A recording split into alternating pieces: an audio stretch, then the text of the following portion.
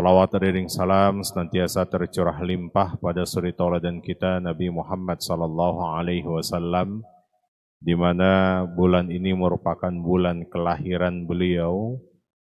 Kalau kita ke Mesir, biasanya kalau di bulan Maulid, mahasiswa-mahasiswa Azhar itu selalu menuntaskan kitab Syama'il Al-Muhammadiyah. Kalau di Maroko, kalau di Turki, kalau masuk bulan Rabiul Awal, mereka biasa membaca burdah-burdah atau qasidah-qasidah. Menariknya kalau di Indonesia, jangankan Rabiul Awal, bahkan sampai Ramadan, menjelang Ramadan saja masih maulidan. Makanya tidak heran kata maulid itu bukan sekedar maulid saja, tapi biasanya dibicarakan terkait mauludnya. Kalau maulid itu bicara tentang lahirnya Nabi Muhammad SAW, tapi kalau maulud itu bicara tentang sosok pribadi beliau yang 63 tahun hidup, rasanya mustahil hanya disampaikan dalam waktu yang sangat singkat, sekitar 1 jam. Maka ini bukti bahwa berkat beliaulah, kalau dalam hadis riwayat Imam Hakim, kita menilai hadis ini jangan dari sudut pandang akidah. Karena satu ketika Nabi Adam alaihi salam sebelum masuk ke surga, ternyata beliau melihat ada nama Nabi Muhammad berdampingan dengan nama Allah. Masuk ke dalam surga, beliau melihat di dinding-dinding surga, bahkan di singgasana di surga itu terlihat ada nama Nabi Muhammad juga berdampingan dengan nama Allah. Maka Nabi Adam penasaran, bertanya kepada Allah, "Man huwa?" Siapa sih ini makhluk yang selalu berdampingan namanya dengan namamu? Maka Allah menjawab, kalau kau memang penasaran, dengan hadis qudsi Allah sampaikan, laulaka lamma khalaqtuka. Kalau bukan karena ini makhluk, aku tidak akan ciptakan engkau wahai Adam. Dalam riwayat yang lain dikatakan, laulaka lamma khalaqtul aflak. Kalau bukan karena ini makhluk, niscaya aku tidak akan ciptakan alam semesta beserta isinya. Sekali lagi hadis ini jangan dilihat dari kacamata akidah.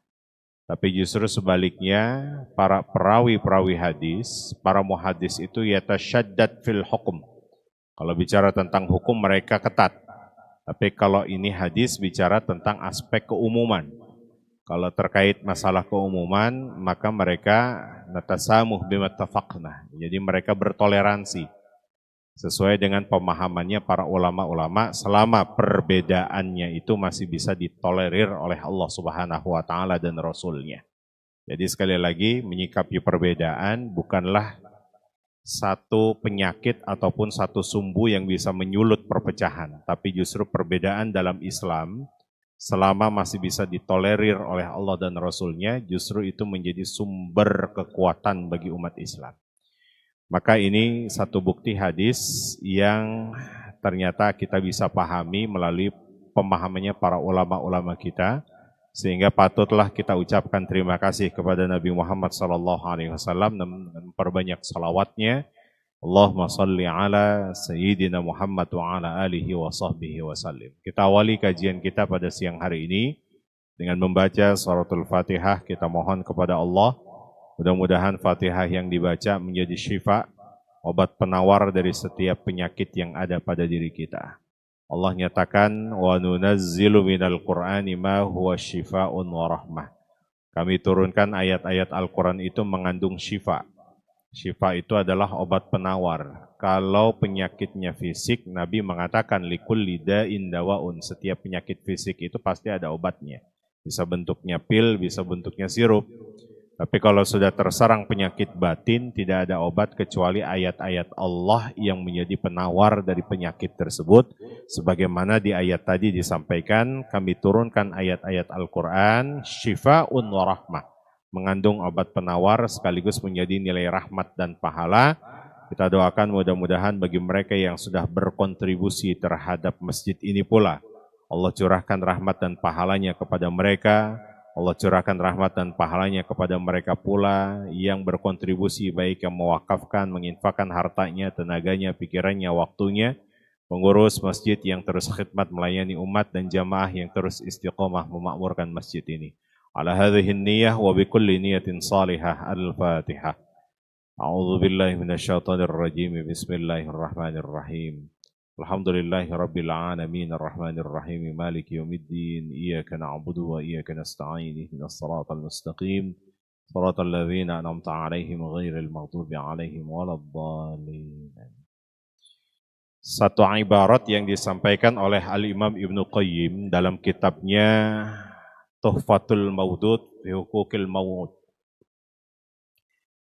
Idza i'tabarat bifasadil aulad, jika kita dapatkan ada kerusakan pada satu generasi atau pada anak-anak kita, ra'aita 'ammatahu min qibalil aba, maka sudah dipastikan penyebabnya itu adalah tidak profesionalnya seorang ayah atau tidak profesionalnya seorang suami yang tidak mampu menjalankan perannya. Padahal narasi terkait ayah ataupun suami atau kita sebut laki-laki dalam bahasa Al-Quran itu begitu sempurna.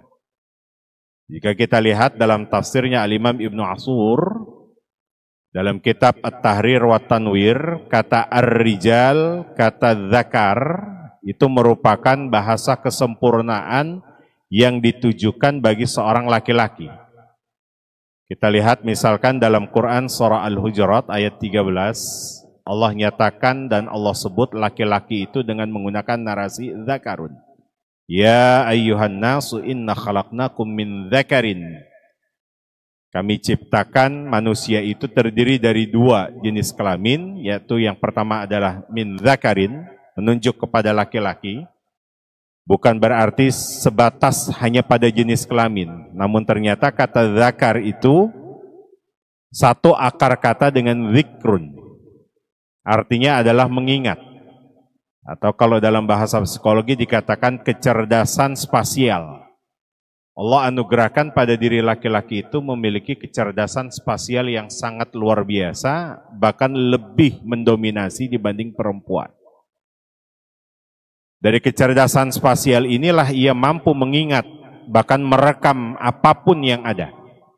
Ya, satu contoh misalkan laki-laki kalau diminta untuk mengelilingi Jakarta saja, sekali dia mengelilingi Jakarta mungkin bisa menggunakan map, Google Map.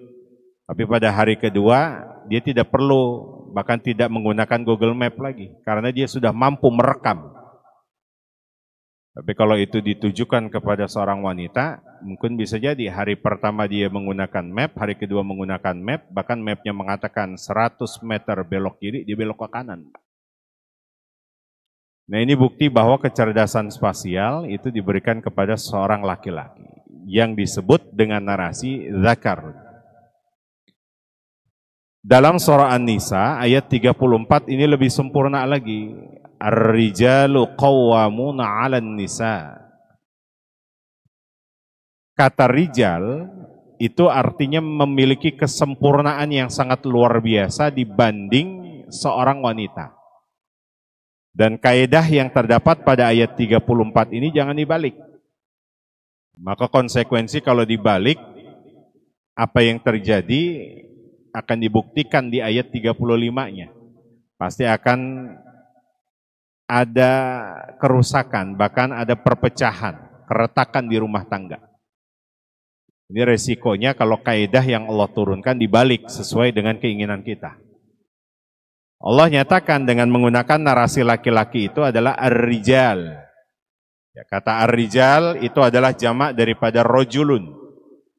Dalam hadis riwayat Imam Muslim misalkan kita akan dapatkan ar-rajulu huwa ra'in min ahli. Laki-laki itu adalah seorang pemimpin, ra'in di keluarganya. Wa kullu ra'in mas'ulun 'an ra'iyyatihi. Karena seorang pemimpin itu pasti akan dimintai pertanggungjawabannya oleh Allah Subhanahu wa taala.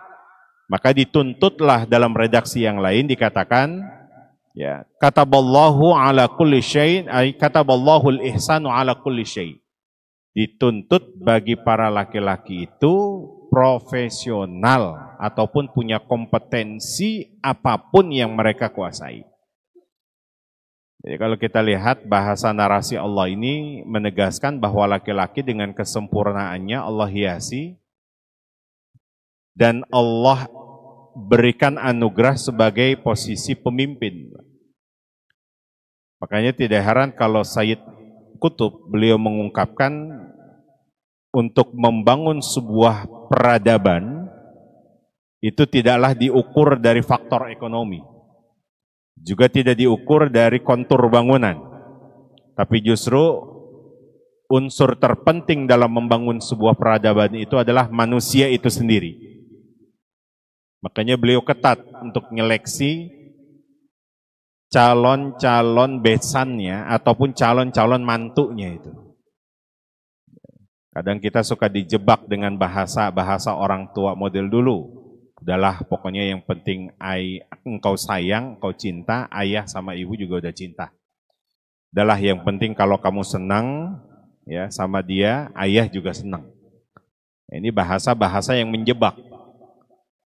Padahal Nabi sekali lagi begitu ketat untuk mencari pendamping hidup buat anaknya. Seperti halnya Fatimah Zahra.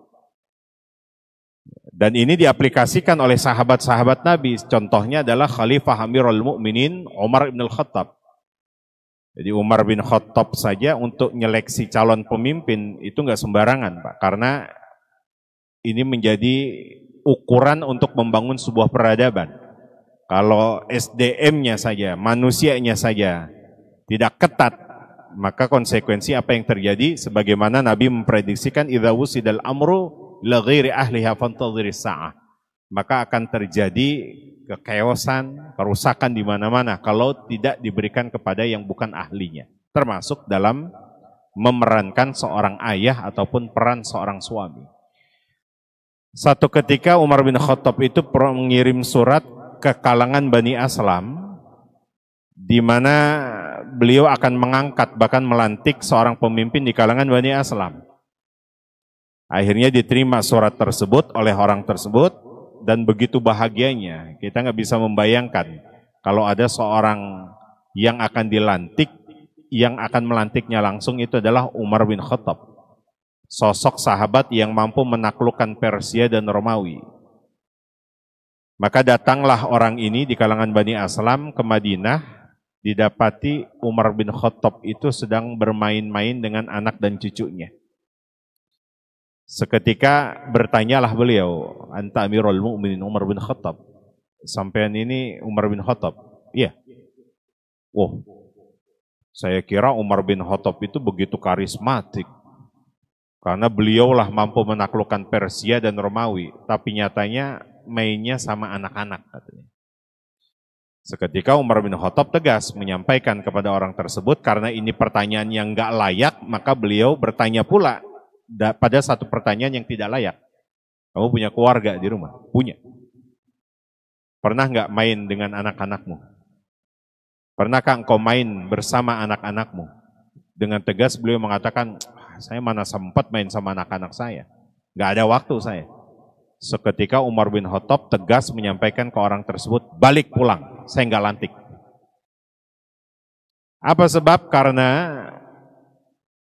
Al-Furqan ayat 74 menggambarkan, walladzina yaquluna rabbana hab lana min azwajina wa dzurriyyatina qurrata a'yuni waj'alna lil muttaqina imama. Jadi bagaimana mungkin dia menjadi lil muttaqina imamah sementara anak dan istrinya tidak dijadikan sebagai qurrata a'yun. Jadi bagaimana mungkin anak dan istrinya yang tidak pernah menjadi qurrata a'yun bagi dia sementara dia dipilih menjadi sosok pemimpin lil muttaqina imamah. Jadi ukurannya itu. Umar bin Khattab memaknai apa yang disampaikan Allah melalui Nabi Muhammad SAW. Makanya Nabi mengatakan, khiyarukum khiyarukum li ahlikum wa ana khairukum li ahli. Sebaik-baik di antara kalian itu adalah yang terbaik untuk keluarganya. Yang bersikap baik untuk keluarganya, untuk anak dan istrinya. Bahkan anak dan istrinya bisa dijadikan sebagai qurrata ayun. Makanya tidak heran kalau ada yang memperkenalkan keluarganya itu model-model orang yang punya masalah dalam keluarga, itu biasanya mengatakan, ada seorang suami kadang memperkenalkan keluarganya. Yang pertama dikenalkan tuh istrinya. Pak Ustadz kenalin, ini anaknya, ini emaknya anak-anak. Nah itu pasti ada masalah dengan keluarganya. Dia nggak mengatakan, Pak Ustadz kenalin, ini belahan jiwa saya, teman hidup saya, istri yang paling saya sayang. Tapi beliau hanya memperkenalkan, ini emaknya anak-anak. Yang lebih berbahaya lagi kalau dia ngenalin, Pak Ustadz kenalin, ini anaknya mertua saya. Nah itu Pak. Karena yang diingat itu mertuanya doang. Ya. Bapak Ibu yang dirahmati Allah Subhanahu wa Ta'ala, khiyarukum li ahlikum wa ana khairukum li ahli. Sebaik-baik di antara kalian, kaum laki-laki adalah kata Nabi yang paling baik kepada keluarganya, sayalah yang paling baik kepada keluarga saya. Itu kata Nabi. Maka ini menjadi ukuran, Pak. Jadi nggak sembarangan. Maka kalau kita punya anak gadis, sementara ada anak laki-laki yang suka kepada anak gadis kita, sampaikan. Kalau kau memang suka kepada anak gadis saya dan ingin meminangnya menjadi istrimu, besok balik lagi bawa laptop. Apain bawa laptop? Sampaikan kepada beliau, presentasikan bagaimana kalau kau nanti punya anak. Presentasikan bagaimana kalau nanti akan mendidik cucuku, mengasuh cucuku. Nah, ini karena ukurannya kita akan membangun sebuah peradaban yang mana inti dari sebuah peradaban, unsur terpentingnya itu adalah manusia itu sendiri. Bagaimana mungkin beliau akan membangun sebuah peradaban, tapi ternyata dengan sembarang tanpa punya kompetensi. Makanya tidak heran, yang penting mau punya anak, akhirnya disebut sebagai seorang ayah. Yang penting punya anak, akhirnya disebut sebagai seorang bapak. Padahal Nabi dan Allah dalam hadis qudsnya tadi menyampaikan, Innallaha kataba 'alal ihsan 'ala kulli syai'. Allah meminta kita untuk berperilaku ihsan, artinya profesional untuk menjalankan profesi apapun itu. Bahkan dalam urusan menyembelih hewan saja kita diminta untuk berlaku profesional. Dengan cara apa? Menajamkan pisaunya, ya, mengarahkan kepada kiblat, menutup matanya jangan sampai dilihat oleh yang lainnya. Ini salah satu di antara bahwa profesionalitas itulah yang dituntut dalam konteks makna ar-rijal berdasarkan pemahaman hadis riwayat Imam Muslim. Namun kalau kita lihat dari segi linguistik, Al-Imam Ibnu Ashur, beliau menyampaikan dalam kitabnya At-Tahrir wa Tanwir, kata rijal itu ternyata diambil dari akar kata yang sama, yaitu rijlun. Rijlun itu fungsinya, rijlun itu maknanya adalah kaki. Di mana fungsi kaki itu ternyata bukan sekedar bisa tools, menjadi tools untuk berjalan, alat untuk berjalan. Tapi justru kata rijlun itu adalah alat untuk menopang beban. Ya, terbukti ketika seorang laki-laki itu sudah mengijab kabulkan atau selesai akad qabiltu nikahaha wa tazwijaha bil mahril madhkur halan, arsy Allah itu bergoncang karena ada peralihan tanggung jawab. Dan dia baru mengalami malamnya atau satu hari istri sudah mulai curhat. Kalau dia nanti sudah punya anak, anak sudah mulai curhat.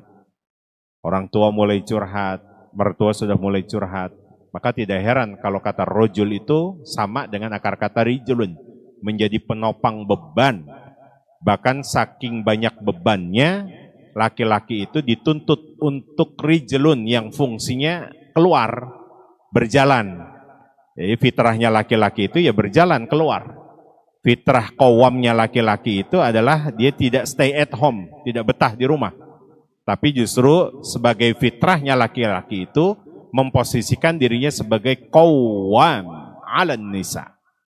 Ya, makanya sering kita dapatkan yang bekerja itu adalah laki-laki, yang mencari nafkah itu adalah laki-laki. Bahkan banyak di antara laki-laki yang lebih banyak sibuk di luar. Jangankan di luar, belum aktivitas-aktivitas yang lainnya. Bersyukur kalau ada di antara bapak-bapak yang ternyata banyak kesibukannya karena memang itu merupakan fitrah kaumnya laki-laki. Dan ini kaidah yang Allah berikan. Jangan kemudian dibalik sesuai dengan keinginan kita. Bahwa perempuan itu berfungsi juga sebagai qawam. Apa yang disampaikan oleh emansipasi. Padahal makna emansipasi dalam pemahaman Islam tidak seperti itu.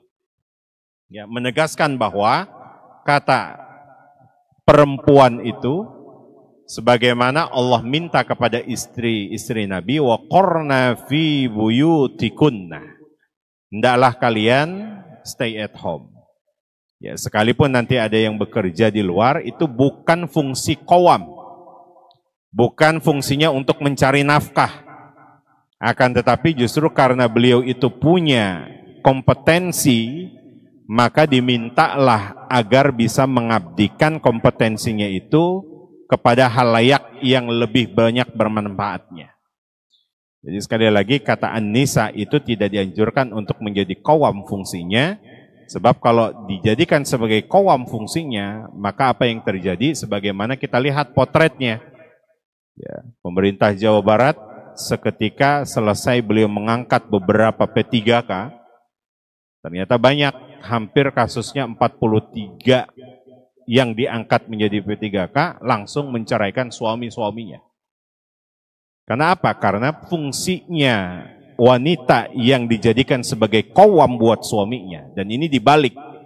Padahal fitrahnya adalah laki-laki sebagai qawam buat istrinya.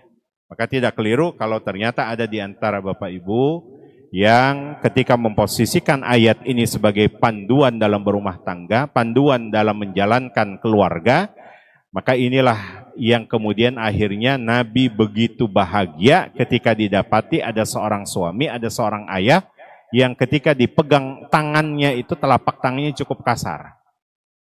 Sampai Nabi mengatakan asbab tangan inilah yang nanti kelak mampu mengajak bahkan menarik keluarga-keluarganya untuk masuk al-haqna bihim dzurriyyatahum, masuk ke dalam surganya Allah Subhanahu wa taala. Jadi fitrahnya memang laki-laki itu tidak hanya di luar, tidak hanya berkelana, tidak hanya fungsi mencari nafkah, ya, tapi justru fungsinya adalah qawam.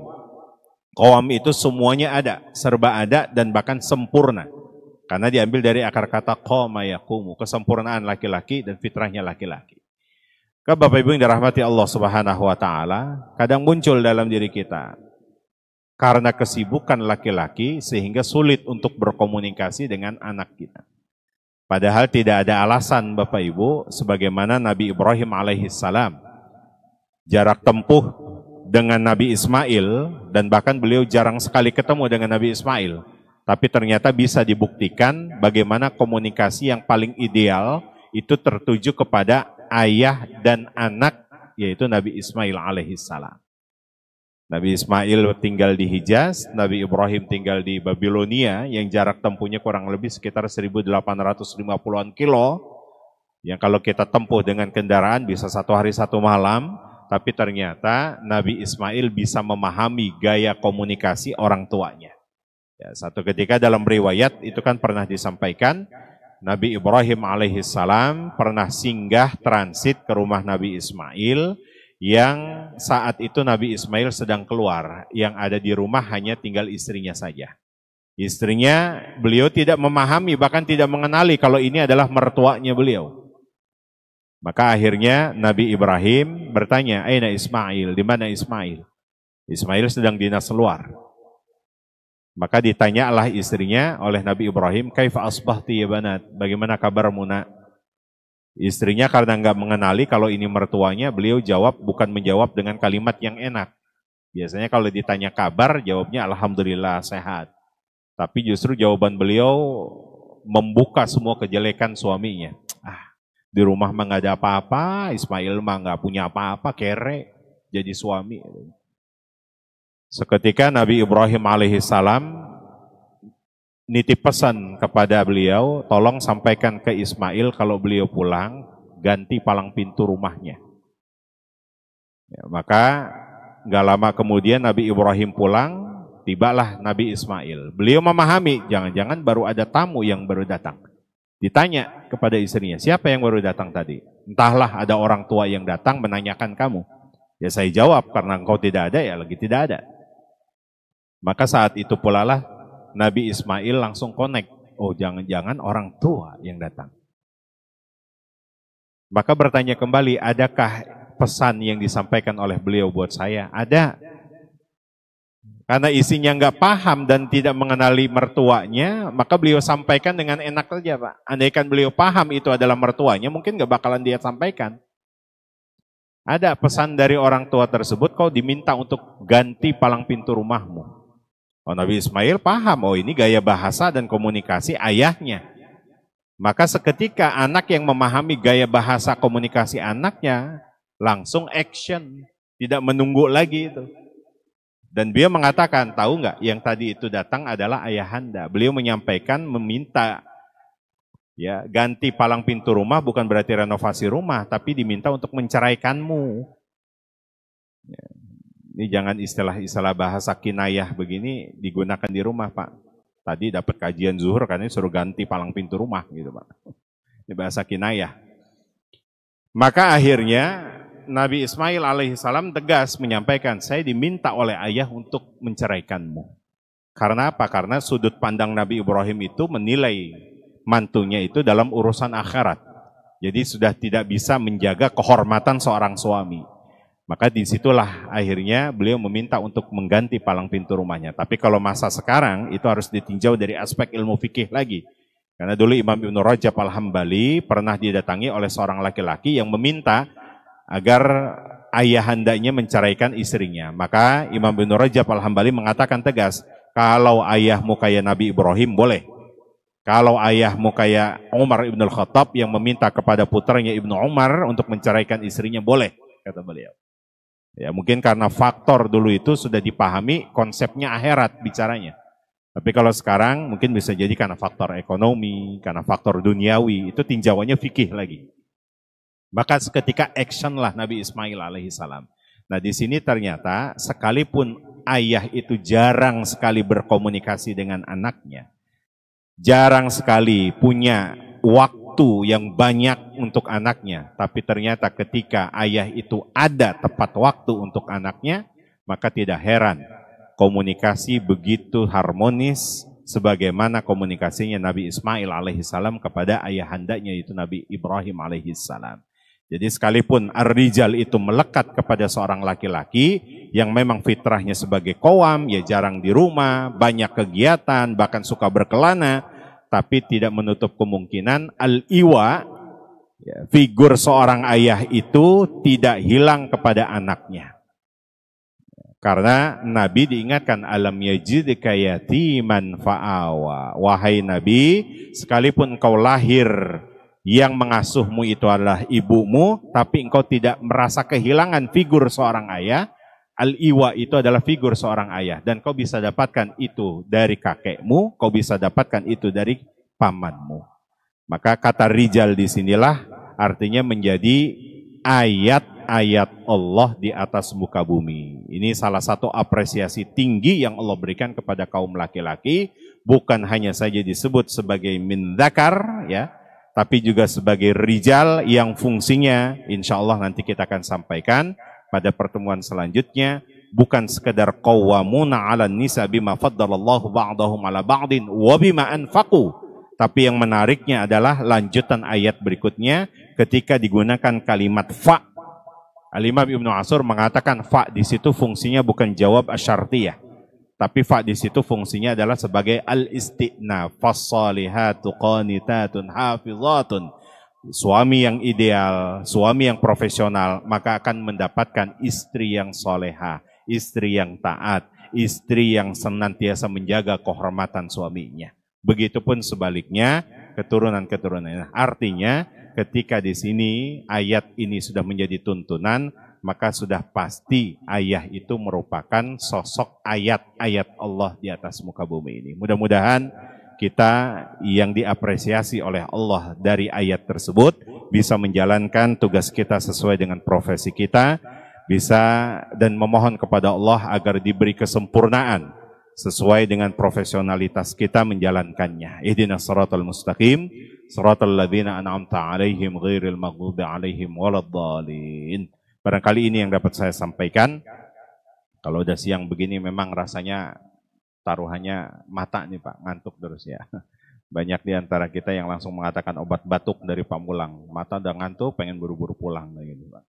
Astaghfirukum al-fa'al-fisnifafin. Kita tutup dengan mengucapkan lafaz hamdalah. Alhamdulillahirrabbilalamin. Subhanakallahumma wa bihamdika. Asyhadu an la ilaha illa anta astaghfiruka wa atubu ilaik. Assalamualaikum warahmatullahi wabarakatuh.